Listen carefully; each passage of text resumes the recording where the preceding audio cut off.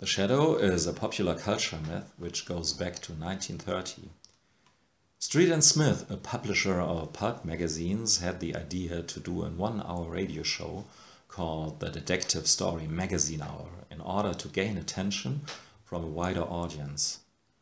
The show was basically a speaker reading stories from the magazine. Soon he went by the name of Shadow, and the stories became more and more radio dramas with sound effects and all, including the affirmation at the end that crime does not pay, the shadow knows. The Shadow on the radio was so successful that the publisher put out a new pulp magazine called The Shadow. It was written for the most part by one Walter Gibson under the pseudonym of Maxwell Grant. Walter Gibson alone wrote almost 300 shadow novels. As to the radio show, in the first years the speaker was one James Lacato, but later on no one else than Orson Welles took over the microphone as the Shadow for some years. The Shadow had a career through all media for more than half a century. There were movies and even comics since 1940. Actually, he's still around. The mysterious character with the impressive nose and the red scarf still seems to have a solid fan base. Probably the best Shadow comics ever are collected in these 3 trades here. The Private Files of the Shadow collect stories that were drawn since 1973 by Michael Kaluta for DC. They were written by Dennis O'Neil and seem to be pretty close to the atmosphere and feel of the original Shadow from the pulps and the radio show. The German translation bears the title Ein Nest voller Ratten and was published by Carlsen. The Kaluta run was a series of one-off stories, all of them self-contained in a run of 20-something pages each.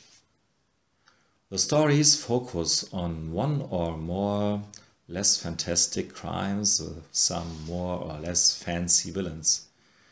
Then the Shadow appears literally out of nowhere, and with the help of a close circle of friends or assistants, he is pretty quick in proving once again that crime doesn't pay. Obviously, Batman and similar vigilante stories come to mind. But in comparison with these, the Shadow of the Michael Kaluta stories stays very mysterious. Even though we know his real name, well, sort of, we don't get a real idea about the kind of man he actually is. He's pretty elusive, like a shadow. This trade is a fun read. The art of Kaluta is very nice, of course, and even the stories, despite being pretty foreseeable and repetitive, they have enough stuff up their sleeves like villains in submarines, freak shows and ninjas to keep you entertained. In 1987, Howard Chaykin wrote and drew Blood and Judgment, German title Die Rache des Shadow. The cover, by the way, is an homage to an old pulp magazine cover from 1933. Well, I'm not too familiar with the myth of the Shadow and his history, but to my knowledge, the Shadow before Chaykin was this mysterious and not sharply defined character.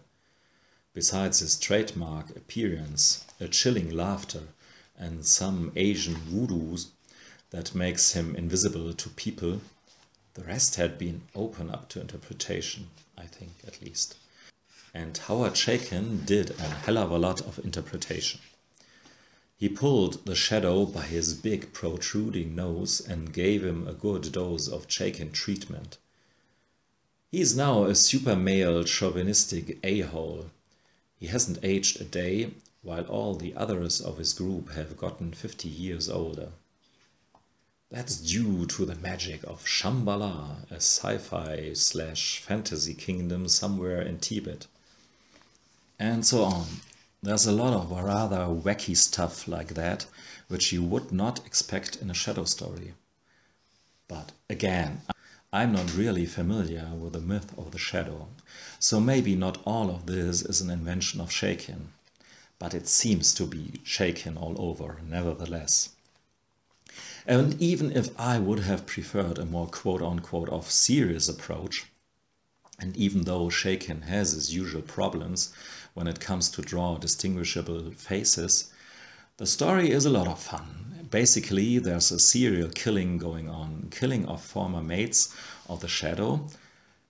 Behind this is a billionaire in a wheelchair and his young nymphomaniac wife, who lusts for her dumb stepson, which is actually the clone of her husband.